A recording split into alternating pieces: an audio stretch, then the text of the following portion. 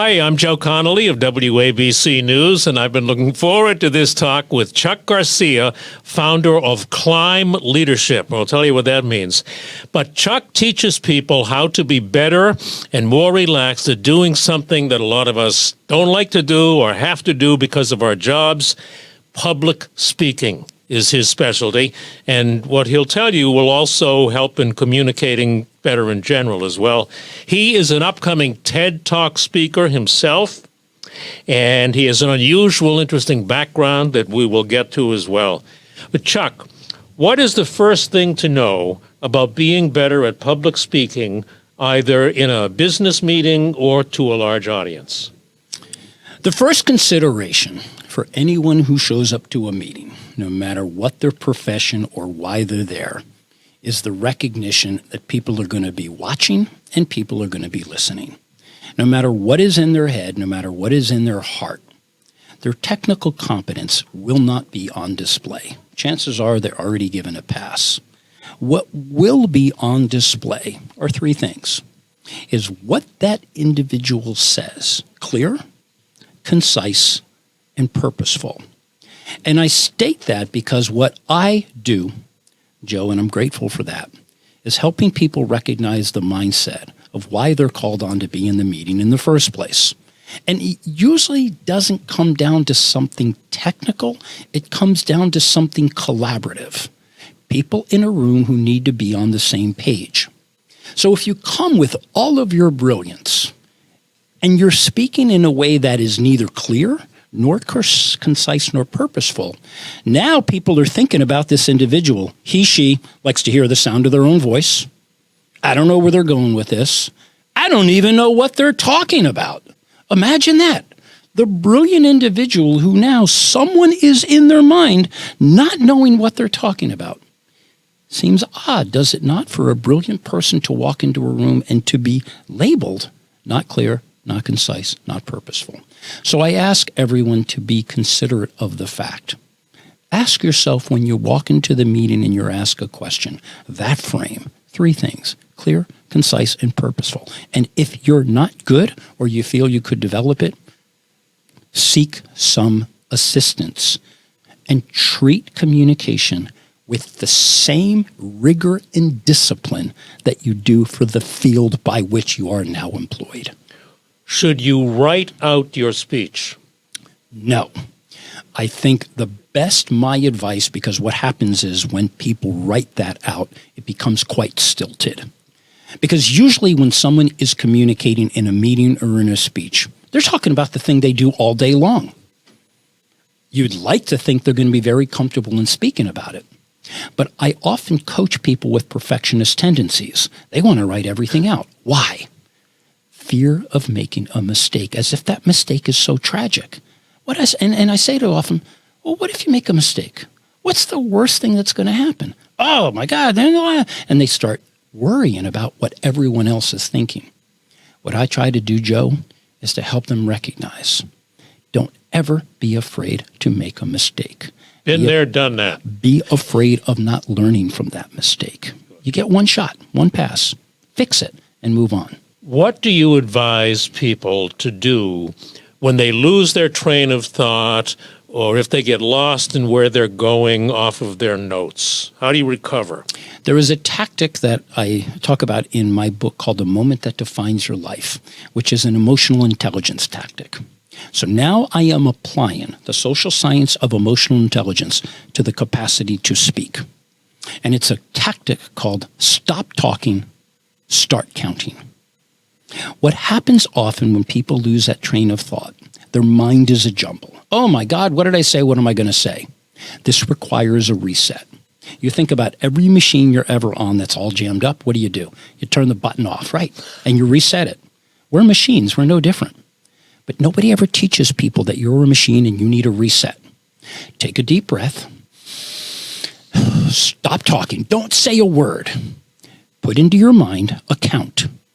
This sequence, 1, 2, 3, that is the human reset. Instead of pushing a button, which we don't have the luxury to do, we now need to clear our mind. Because what you're describing, Joe, is someone's mind is full. In fact, I would say it's saturated.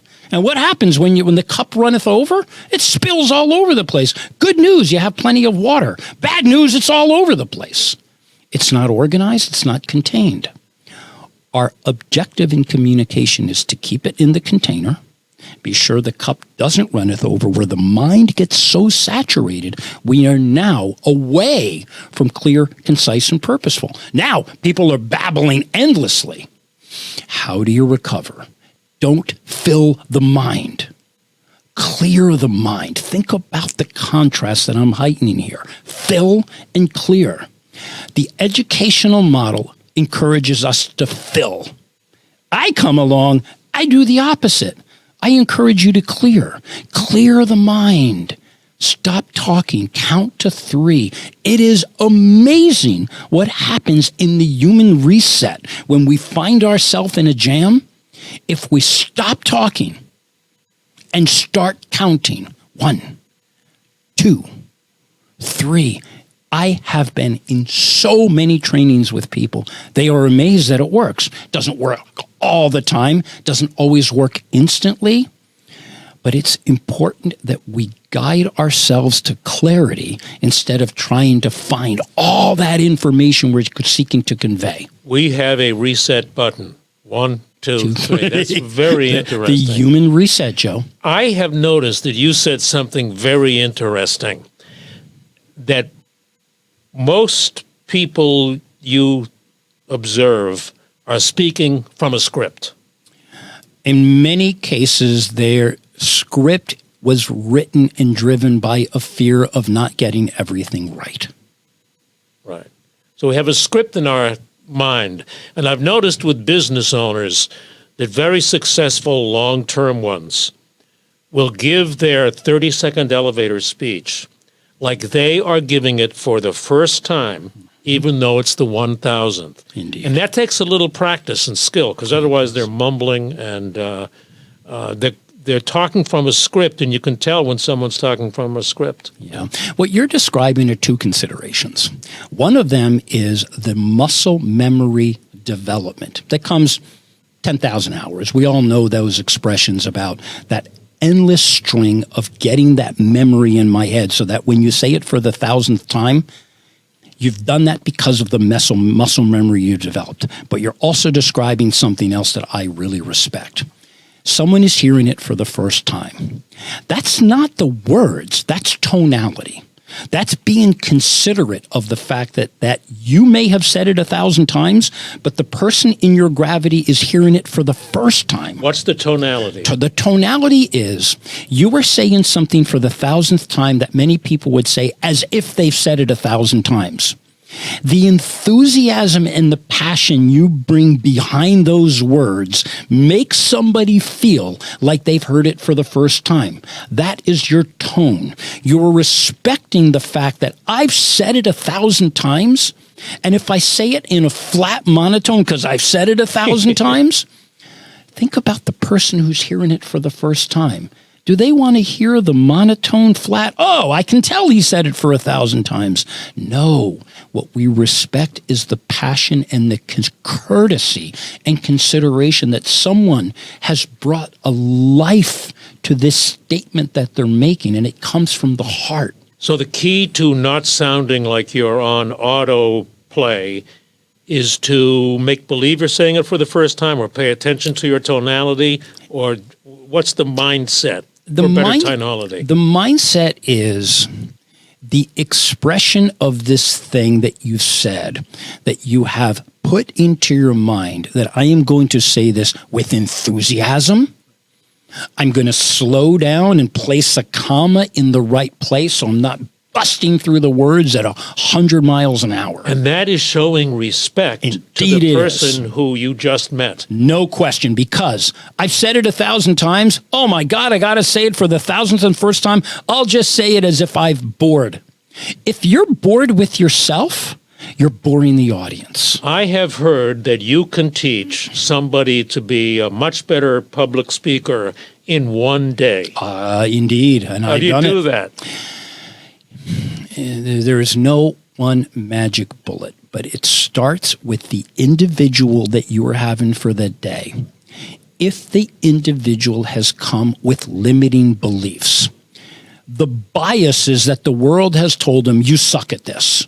You'll never be a good public speaker. After a while, when people hear something enough times, they begin to believe it, and it becomes a limiting belief. Many of the people that I work with, they bring that bias with them. They've put themselves in a box, or someone has put them in the box and they have become that. Like they're assuming they're going to strike out coming to bat in a baseball game. They're going to say, I suck at this. And I said, says who?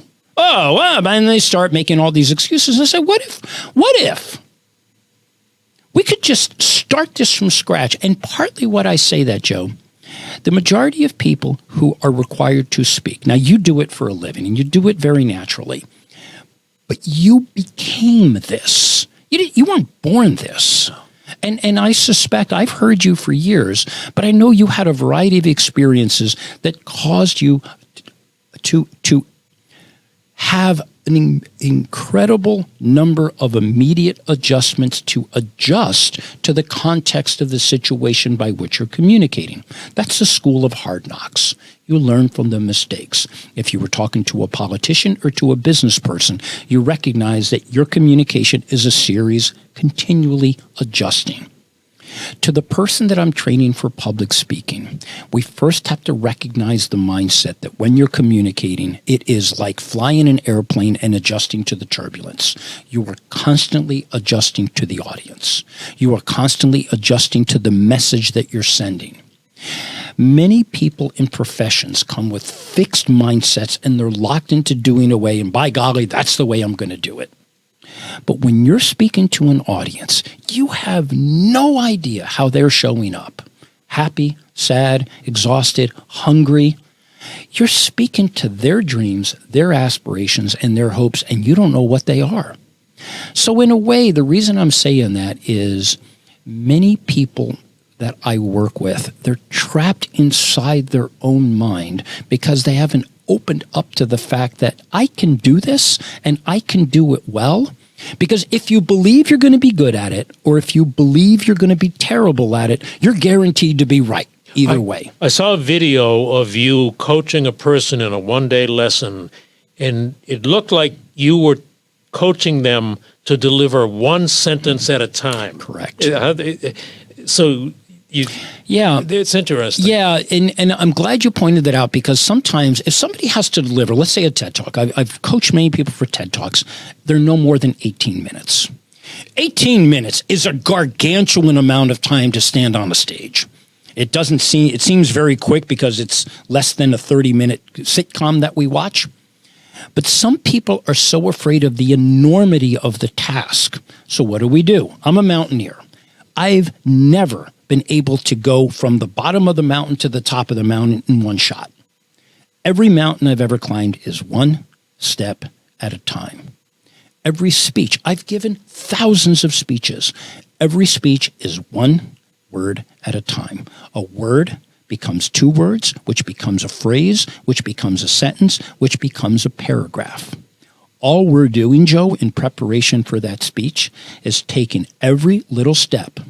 And before you know it, 5 minutes into the speech, 10,000 feet up the mountain, if you just stop for a second and look back at how you got here, oh my God, I never thought I could get here. I saw that with the woman, I think, on your video. Indeed. She did one sentence, and boom, then all of a sudden they came together and you had built her confidence in one day. Indeed. In fact, I would say you hit the nail on the head. It's not that I built her confidence. I helped her to build her confidence. Thank you. Quickly, in the time we have left, how did 9/11 affect you and your future career and lead you to climbing mountains, metaphorical and physical? Yeah. Well, for context, during 9/11, I was employed by Bloomberg, wonderful company, and I was the company's public spokesman. I was scheduled to speak at Windows of the World on the 107th floor of the World Trade Center that day. A series of unfortunate events. I was not there when the planes hit. But I was on a list called unaccounted for and presumed dead for 4 hours. The other 3 people who were on that list sadly perished, and they were colleagues of mine.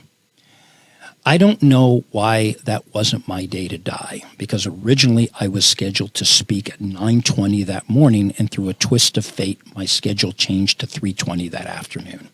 My friend Scott, God rest his soul, spoke at 9:20. I was supposed to speak at 3:20. Scott died. I didn't. Why was it not my day to die, Joe? I went through a massive moment of introspection, as many of us did on 9/11. We all lost a lot of friends, and everyone knew where they were that day. I had to ask myself, and I remember Mark Twain, one of his quotes was, "The 2 most important days of your life are the day you were born and the day you find out why." I needed some self-examination and exploration to figure out why was I born. And through a series of thoughts, reflections, I said, I don't know what I'm going to do with this, but I cannot let this event pass without some significance to figure out the answer to my question. So I didn't know where it would lead me, but I was reading 2 books back to back at around that time. One of them was Viktor Frankl's Man's Search for Meaning, an Auschwitz survivor who talked about how he survived the tragedy when everyone else around him was dying. The other book I read was called Into Thin Air, which described a tragedy on Mount Everest in 1996 where 8 people died. In a way, the confluence of these 2 books that intersected with that 9/11 event and my consideration, why was it not my day to die, those 2 books led me to go climb mountains. I didn't know whether I was looking to find myself on a mountain or to lose myself in my thoughts, why I was doing this. It just seemed to me I needed a physical embodiment to go answer my question, not unlike the philosophers that took a walk around the world to answer life's big questions. Exactly 1 year later, on 9/11/02, I stood on the summit of Mount Rainier, the highest mountain in the contiguous 48 states.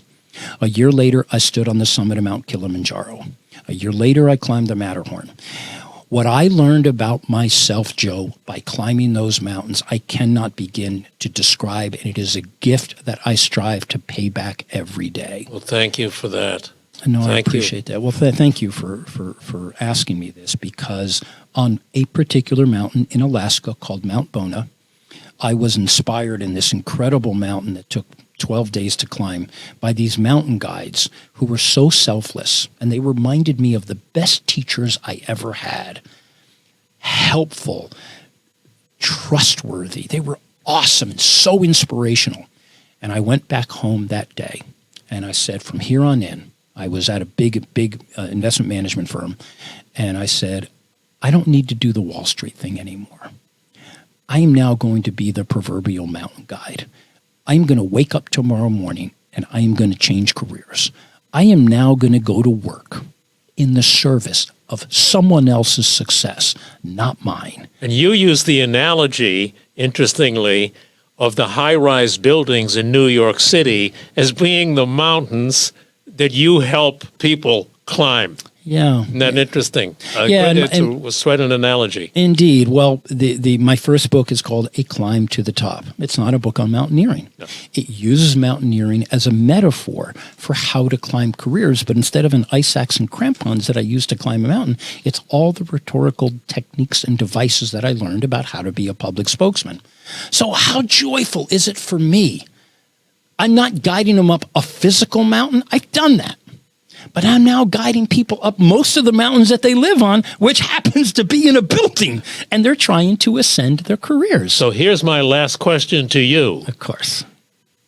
How should you end a speech? Okay, there's a technique called the primacy recency effect, and it's the observation that when an audience is listening to you, they remember the first thing you say, and they remember the last thing you say. Not much in between, because there's just too many words to remember.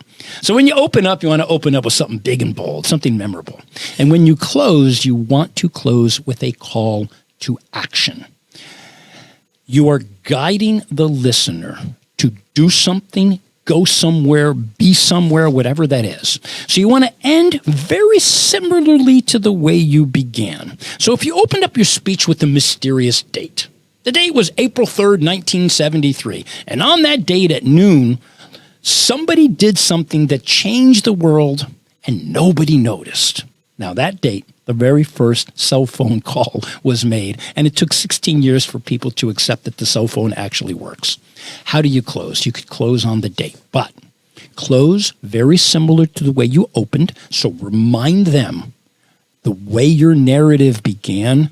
It's a really good way to close the loop, so to speak, where you opened up guiding your audience to a particular learning outcome, and then you were closing it by reminding them of the way you began. Then the way to close that, in addition to expressing gratitude, give them something to do. Go to this website, buy this book, whatever that is. Otherwise, it's not clear, concise, and purposeful. You're just talking to hear the sound of your own voice. Well, I'll close this. You go ahead. I'll close this interview by saying that I can prove you are an excellent speaker, one of the best to be teaching this, because the videos on your website drew me in. And I spent more time than I had planned on watching them. Thank you for that. That shows what a good speaker you are. I appreciate it. Chuck Garcia. Thank you very much, Joe. It was a pleasure. Thank you.